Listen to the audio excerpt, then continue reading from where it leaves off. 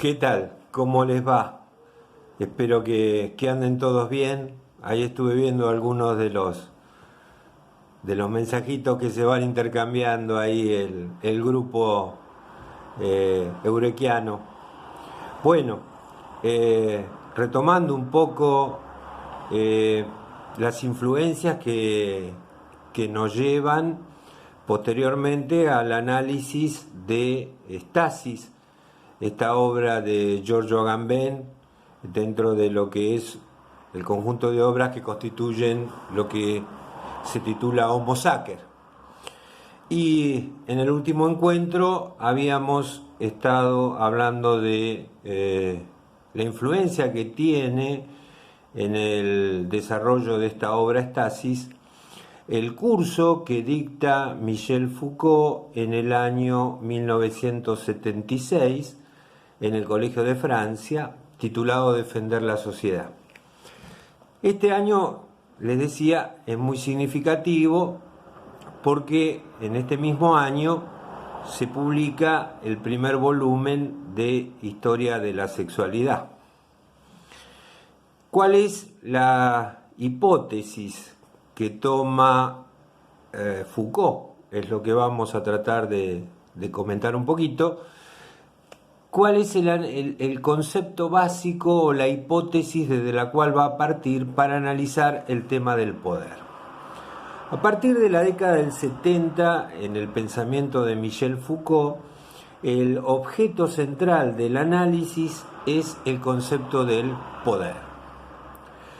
Pero para entender cuál es la intención de Foucault en su análisis del poder, tenemos que partir de la base de que el análisis que realiza Foucault del poder es el poder, pero en su forma, como él lo llama, capilar. Es decir, él no quiere hacer un estudio de el poder con mayúscula, sino de cómo el poder penetra en todos los ámbitos de la sociedad, cómo toda la sociedad está atravesada por las relaciones de poder. Y por otro lado, cómo ese poder va engendrando discursos que podríamos llamar discursos de verdad. Es decir, que el poder es necesariamente un ejercicio que engendra un saber. Es decir, todo poder, en definitiva, se plasma en discursos que son, en el fondo, estrategias de poder.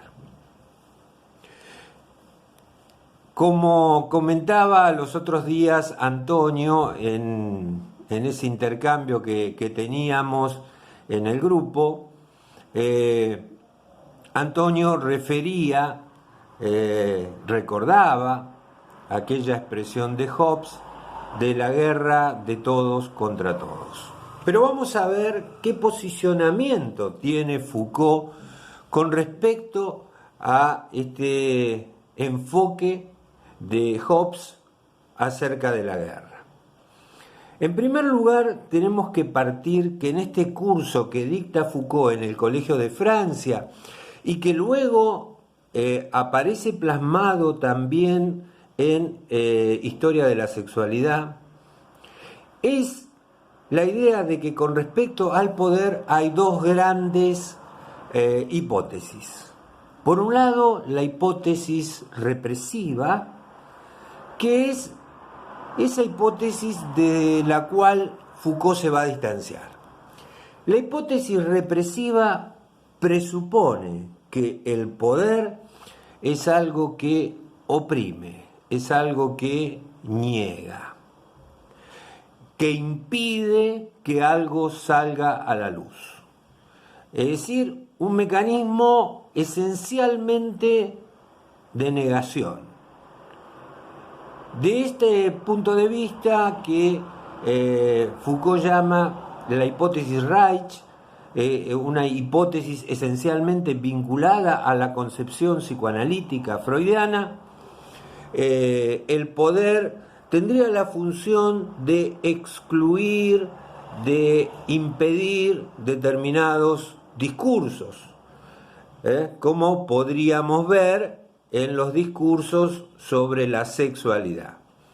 Es decir, el convertir el discurso sobre la sexualidad en un tema tabú prohibido. Foucault cree que esta visión del poder es esencialmente insuficiente. El poder, más allá de esta función negativa que le asigna la tesis de Reich, es esencialmente un mecanismo positivo, es decir, el poder produce. El poder no es simplemente algo que inhibe, algo que impide, sino que más bien el poder tiene un carácter positivo de engendrar, de producir discursos, actitudes, comportamientos, subjetividades. El poder está para Foucault en la construcción también de la subjetividad. Y acá es un punto fundamental en su análisis del poder, porque Foucault no va a partir de la base de que tras el poder se esconde un sujeto, un alguien, una voluntad deliberada. Esta idea centrada en una noción de un sujeto que ejerce el poder. Por el contrario, para Foucault, el poder es algo que se realiza a través de los cuerpos, a través de los individuos, independientemente de la voluntad de los sujetos. Los mecanismos de poder entran en juego en toda relación social, más allá de el interés, la finalidad consciente que pueda tener un sujeto. Es decir, que el poder entonces, por un lado, es capilar, por otro lado, funciona en red. Es decir, el poder nos atraviesa a todos. Todos ejercemos el poder y todos somos objetos del poder. Y cuando pensamos que el sujeto es quien ejerce el poder, para Foucault lo que estamos olvidando es que en realidad los sujetos somos un efecto del poder. Es decir, el poder nos ha construido. Ahora bien, eso lo lleva a apartarse de la hipótesis de Reich para tomar lo que él llama la hipótesis Nietzsche, es decir, la hipótesis bélica.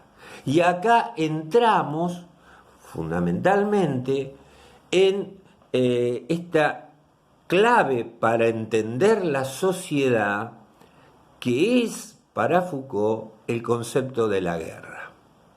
Esta hipótesis Nietzsche, también llamada hipótesis bélica, parte de la base de que el poder supone el conflicto, el enfrentamiento, la lucha.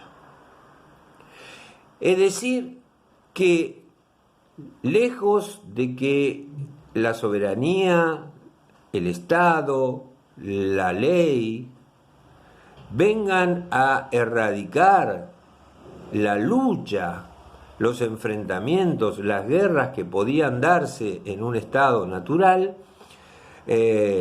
siempre la guerra subyace a la ley, subyace a la política misma.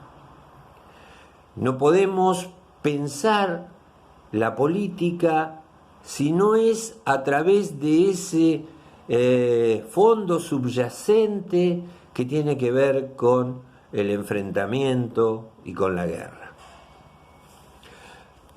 Ahora bien, esta concepción, esta hipótesis bélica de Foucault, el pensador francés la distingue claramente, explícitamente, de el planteo de Hobbes.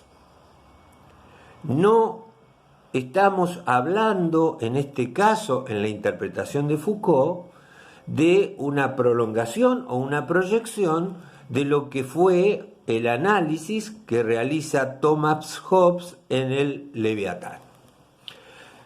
¿Por qué Foucault considera que esta hipótesis bélica no tiene su origen en las concepciones de Hobbes? En primer lugar, porque para Foucault lo que está analizando él es cómo se constituye el súbdito, cómo se constituye esta idea de sujeto que implica sujeción. Es decir, la idea de que el poder genera efectos de dominación por los cuales se producen las subjetividades. Mientras que el análisis que está haciendo Hobbes es un análisis de la constitución del soberano, del poder soberano. Y acá habría dos enfoques totalmente distintos. Hobbes estaría buscando explicar el origen de la soberanía política, mientras que Foucault estaría centrado en la noción de construcción de los súbditos, que somos cada uno de nosotros. Primera diferencia fundamental. La otra cuestión por la cual se distancia Foucault del análisis de Hobbes es que en el planteo de Hobbes su intención es mostrar cómo a partir de la voluntad de los individuos se constituye un único cuerpo, es decir, una voluntad soberana. Con lo cual pasamos, dice Foucault, de las voluntades individuales a una voluntad general, común, encarnada en el Estado. Y acá tenemos otro distanciamiento fundamental, porque en el análisis que está haciendo Hobbes está centrado en el paradigma de la modernidad, centrado, como les decía, en la noción de sujeto. Y en la noción de un sujeto pensado como un ser autoconsciente, pensante, con una voluntad libre. Y para Foucault el poder no tiene que ver con esto. Ahora bien, decíamos que para Foucault el problema es la constitución de los súbditos, del sujeto como algo sujetado. Y acá es donde entran en juego los efectos del poder. Las tecnologías que van a llevar a la formación de las subjetividades. Con lo cual empezamos a ver los distanciamientos teóricos que establece Foucault con respecto a la perspectiva de Hobbes. Por el contrario, para Foucault, su análisis del poder, esta hipótesis bélica del poder, nace de los discursos de políticos e historiadores que se producen cuando finalizan a fines del siglo XVI las guerras religiosas. Y empieza a surgir un discurso sobre el poder de aquellos justamente que no detentan el poder, en boca de historiadores, en boca de revolucionarios, en boca de las clases sociales que han sido despojadas del poder mediante la conquista, mediante las batallas, mediante las armas, que plantean lo que llama Foucault el racismo, teniendo en cuenta, y esto es algo que Foucault aclara en este curso que está dictando en el Colegio de Francia, que no está tomando el término racismo en el sentido de raza como pertenencia biológica.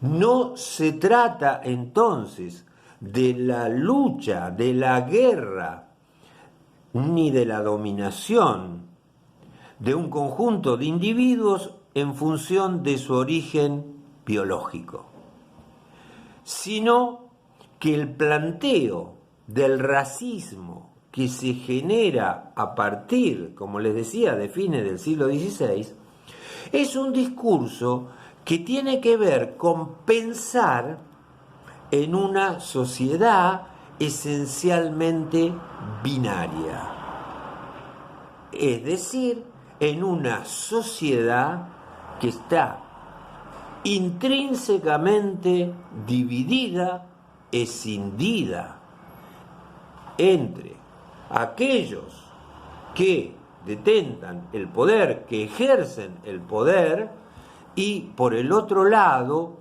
aquellos que, en definitiva, se constituyen en adversarios. Con lo cual tenemos ya planteada esta sociedad binaria donde, dice Foucault, no hay lugar para la neutralidad. Es decir, ser parte, constituir esa sociedad binaria, esencialmente implica tomar partido.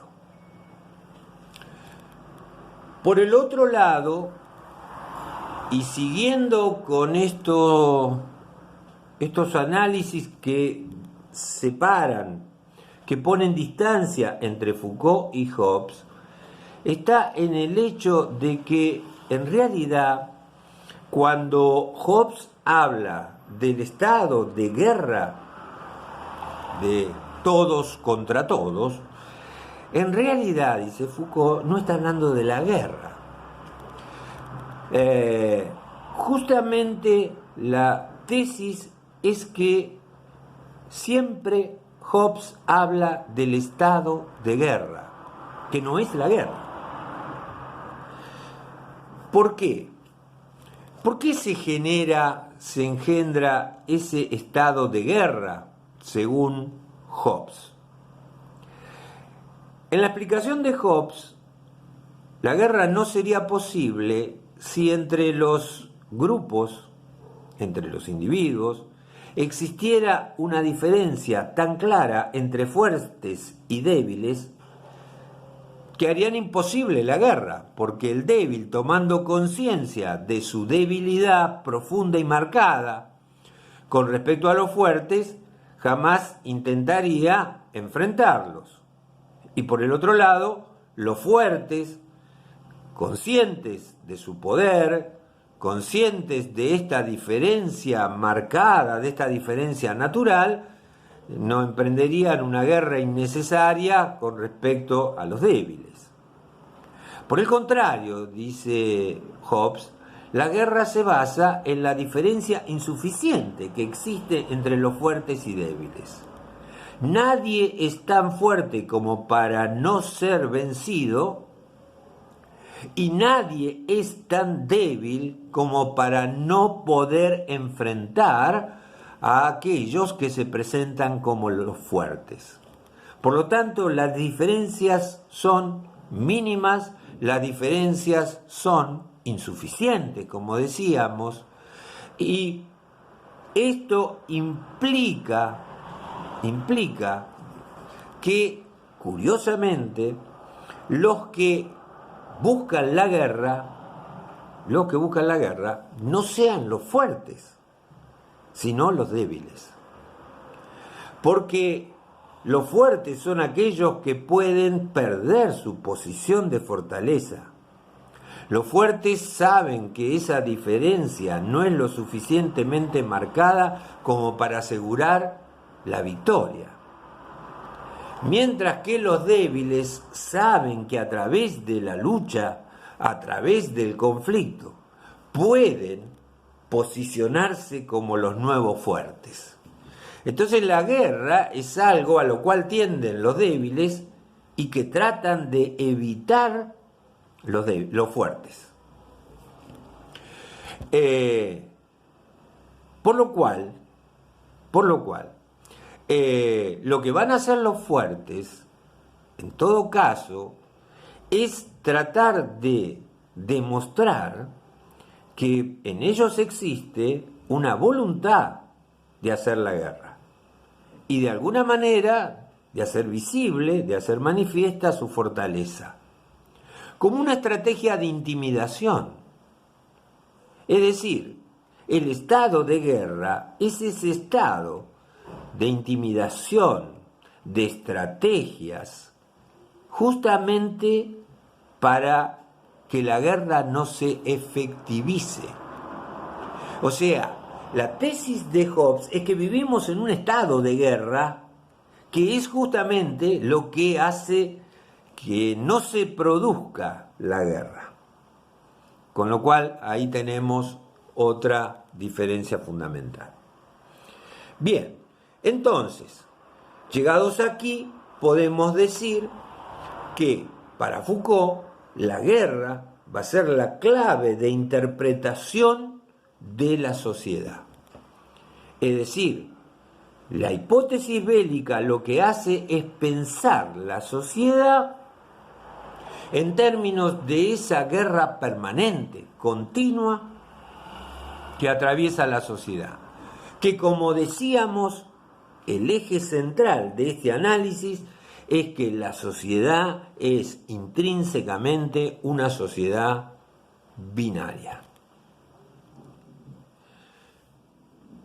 Bien, hasta aquí nos hemos centrado en esta hipótesis bélica para tratar de entender por qué es importante para Agamben una teoría de la guerra civil. Una teoría de la guerra civil que, en definitiva, plantea Agamben, no se ha elaborado. Nunca se ha elaborado esta teoría de la estasis. Y la pregunta que intenta responder Agamben es ¿por qué? ¿Por qué carecemos de una teoría formal de la guerra civil? La respuesta que da Agamben es que esto se debe a dos razones. Una razón es que desde la modernidad hemos pensado las sociedades políticas a partir de la idea del consenso social, de la búsqueda del consenso. Y eso nos ha impedido la posibilidad de un análisis de la guerra como trasfondo de la acción política. Porque justamente el consenso lo veíamos a lo largo de estos encuentros como aquel esfuerzo para superar las contradicciones, para superar los conflictos. Primera razón. La segunda razón es que los análisis teórico-políticos han estado basados fundamentalmente con un gran influjo de Arendt, y esta es la otra influencia fundamental que tenemos que ver para entender estasis. La guerra se ha pensado, la guerra se ha pensado a partir de la idea de revolución y no a partir de la idea de guerra civil. Es decir, sabemos que guerra civil y revolución son esencialmente diversos. Como dice Arendt, la revolución implica el comienzo, el surgimiento de algo radicalmente nuevo. Emerge una realidad absolutamente original, una realidad absolutamente novedosa. Entonces, la revolución tiene una finalidad que es de dar inicio a una acción que va a generar una sociedad absolutamente diversa y además fundamentalmente nueva, original. Poner el énfasis en el análisis de la revolución lleva al olvido o al dejar de lado la elaboración de una teoría de la guerra civil. Bien, decíamos entonces que la otra influencia que teníamos que ver es la de Hannah Arendt. Fíjense que el recorrido que estamos haciendo, que iniciamos en el primer encuentro que tuvimos con Federico Nietzsche, cómo hemos ido atravesando a través de Hegel, a través de Adorno, a través de Schmitt, a través de Foucault, y ahora nos queda como último paso hacer una referencia breve a lo que es el pensamiento de Hannah Arendt y el vínculo que tiene con la estasis de Giorgio Agamben.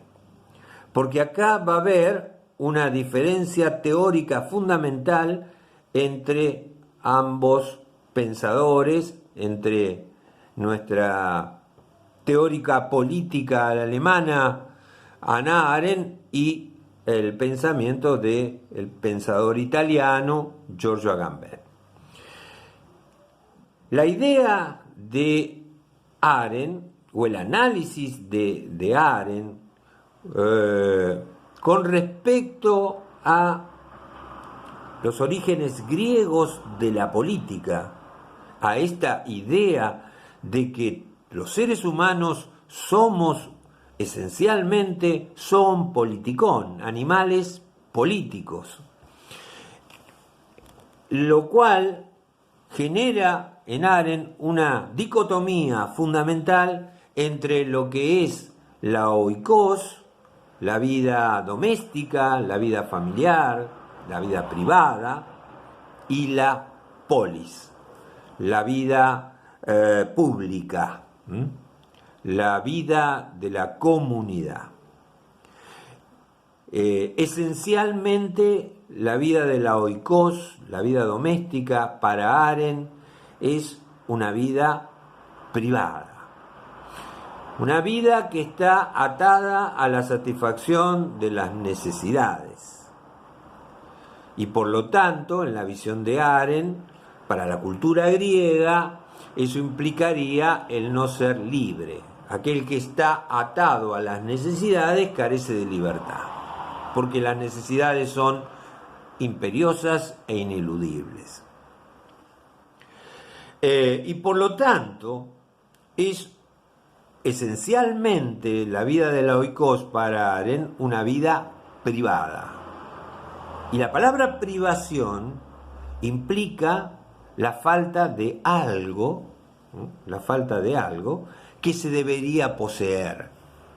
Es decir, la privación no es simplemente una carencia. La carencia implica la ausencia de algo, pero la privación es un término que indica que algo está ausente que se debe tener, que se debe hacer presente. Entonces, una vida esencialmente privada es una vida humana no plena, una vida humana acotada, limitada. Por lo tanto, para que esa vida pueda ser una vida plenamente humana, el ser humano necesita del ámbito de lo común. de lo que es común a todos, es decir, de lo público, de la vida de la polis. El ser humano es un animal político porque sin la existencia de la comunidad política y su interacción dentro de esa comunidad política, no podría llevar adelante una vida que podríamos llamar propiamente humana. Es decir, el ser humano está llamado, en esta visión griega, a la vida de la polis. Entonces, en este enfoque de Arendt, Agamben ve un corte tajante entre la oikos y la polis, entre lo privado y lo público. Y en este punto es donde Giorgio Agamben se va a distanciar de Arendt, incorporando un tercer concepto que va a jugar junto con los de oikos y de polis, que es la estasis, es decir, la guerra civil.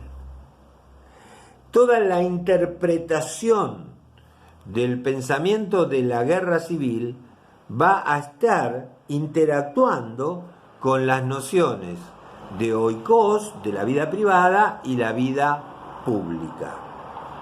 Con lo cual, al ser atravesadas ambas nociones, la de oikos y la de polis,